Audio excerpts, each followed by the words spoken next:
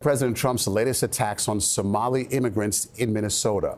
About 84,000 people of Somali descent live in this. Minnesota entered a tense week following the announcement that federal immigration authorities planned an intensive enforcement operation across Minneapolis and St. Paul. Local officials confirmed that as many as 100 federal agents could be deployed to the Twin Cities to execute immigration actions involving individuals with final removal orders. The announcement immediately created a divide in public reactions. Some residents viewed it as a routine enforcement step against documented fraud and legal violations, while others feared that a large-scale federal presence could lead to confusion, civil liberty concerns, and unintended consequences. The issue quickly escalated into a national discussion about immigration enforcement, community trust, public safety, and the delicate balance between upholding the law and avoiding broad, unfair suspicion against entire populations that have long been part of Minnesota's cultural landscape. Twin Cities. Leaders expressed support for the Somali community. As federal agencies prepared for heightened activity, local leaders in the Twin Cities took public steps to reassure Minnesota's Somali American community, the largest in the nation, representing tens of thousands of lawful residents and citizens. Many city and state officials emphasized that the vast majority of Somali Minnesotans contribute positively to the state and have deep roots in neighborhoods, businesses, schools, and civic life. They expressed concern that aggressive federal operations, if not carefully executed, could cause fear among law-abiding families and potentially lead to mistakes or misidentification.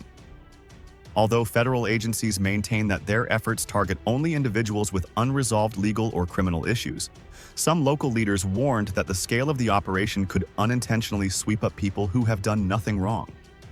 Their statements underscored the ongoing debate about maintaining community trust while ensuring that enforcement efforts remain accurate and targeted. Federal officials defend the operation as public safety.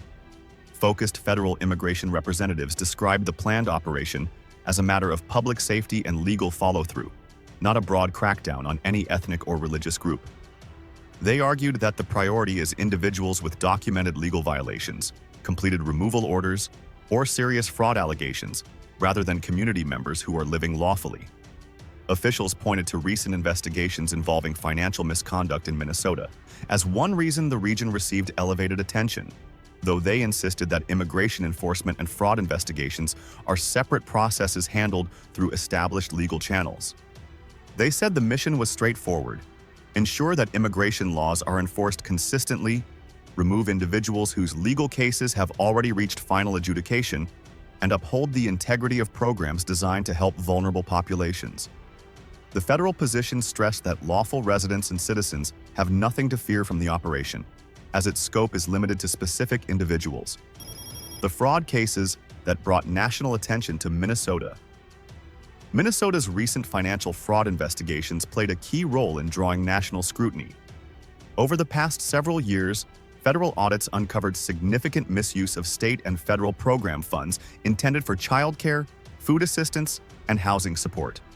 According to investigators, some programs had expanded so quickly during crisis response periods that safeguards were not fully developed, leaving openings for exploitation.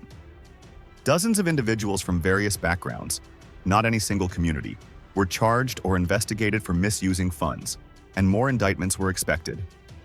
Oversight committees in Minnesota began examining how these incidents occurred, with whistleblowers alleging that some internal warnings had been overlooked and that program managers struggled to enforce accountability during periods of high demand. While the cases highlighted the need for stronger oversight, state officials emphasized that the misconduct of a small number of individuals should not cast suspicion on entire neighborhoods, communities, or demographic groups that had no involvement. The political rhetoric and the escalating war of words. Into this environment stepped a wave of heated political commentary from national figures, sparking further debate.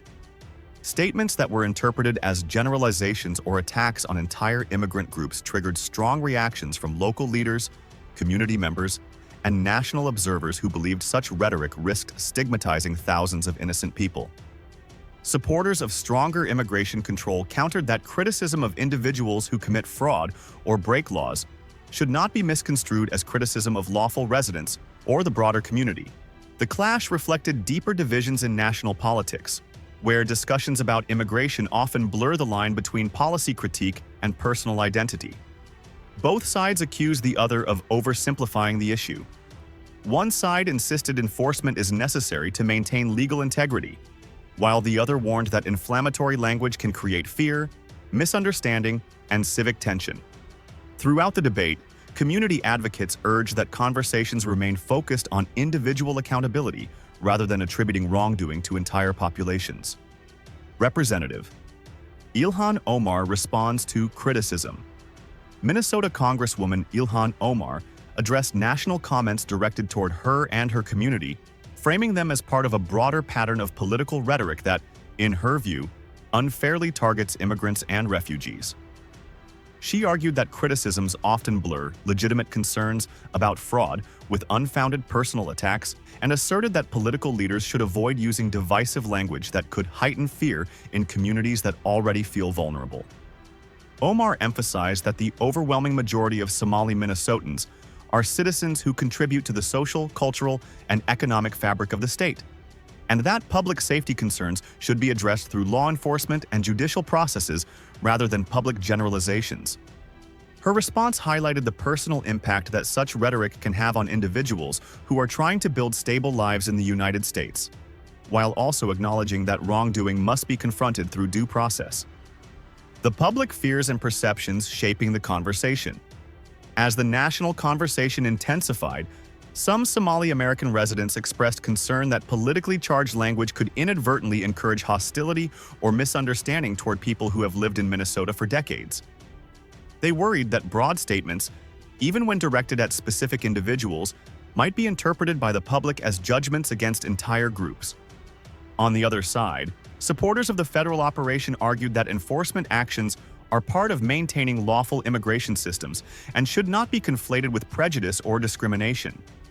This divide created an atmosphere of heightened sensitivity in the Twin Cities, where many Somali families feared mistaken identity, miscommunication, or community stigma, even though the majority have legal status and long-standing ties to Minnesota. Community organizations stepped in to provide resources, answer legal questions, and help residents understand their rights and responsibilities. The administration's broader immigration policies. The enforcement operation in Minnesota was not an isolated action. It came amid the administration's broader approach to immigration policy, including extended travel restrictions and additional vetting requirements for individuals from several countries. These policy efforts were explained as attempts to enhance national security and ensure that individuals entering the United States have undergone thorough background checks. Critics argued that these restrictions disproportionately affected families attempting to reunite or immigrants seeking safety from conflict zones. Meanwhile, supporters claimed that increased vetting is necessary to prevent fraud, criminal activity, and exploitation of public programs. As with many immigration debates, the divide centered not on whether the country should have rules, but on how those rules should be enforced and how policy should account for humanitarian considerations. Minnesota became a focal point in this national policy conversation due to its large immigrant population and its recent history of fraud investigations. Legal experts weigh in on enforcement and civil rights. Legal scholars and immigration attorneys provided additional perspective as tensions rose in Minnesota. Many emphasized that while the government has broad authority to enforce immigration laws, those actions must be carried out with precision, transparency, and respect for civil rights.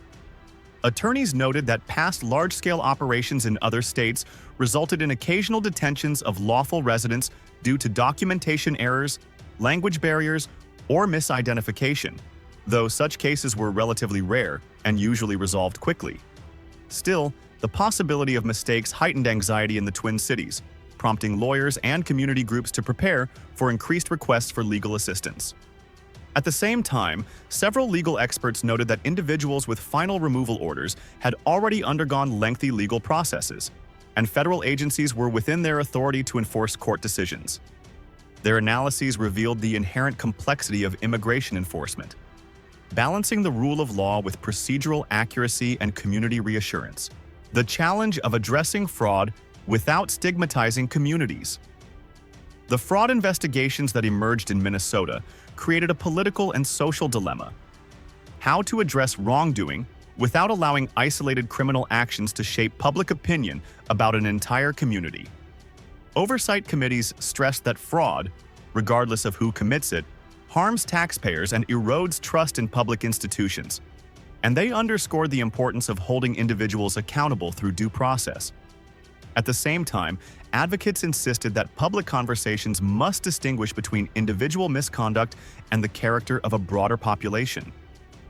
While investigators noted that fraud schemes involved people from a variety of backgrounds and affiliations, public discourse sometimes veered toward generalization, prompting calls for a more responsible and evidence-driven approach. The situation highlighted the need for better oversight mechanisms, clearer program guidelines, and stronger cooperation between state agencies and local communities to ensure that well-intentioned support programs are not exploited. Moving forward, how Minnesota can rebuild trust and accountability. As Minnesota prepares for the next chapter in this complex situation, many leaders and community members are calling for a balanced approach that reinforces legality, transparency, and fairness. They argue that the state must strengthen oversight of public programs, ensure that fraud investigations continue without political interference, and collaborate with federal agencies to make sure enforcement efforts focus only on individuals who have truly violated the law. At the same time, they stress the importance of protecting the rights and dignity of lawful residents who have built lives, families, and careers in Minnesota. Community organizations continue to promote dialogue, offer legal resources, and build bridges between immigrant families and state institutions. While disagreements about policy remain, there is a growing consensus that Minnesota's long-term strength depends on maintaining both public safety and community trust, two goals that require care, accuracy, and a commitment to treating every person as an individual rather than a stereotype.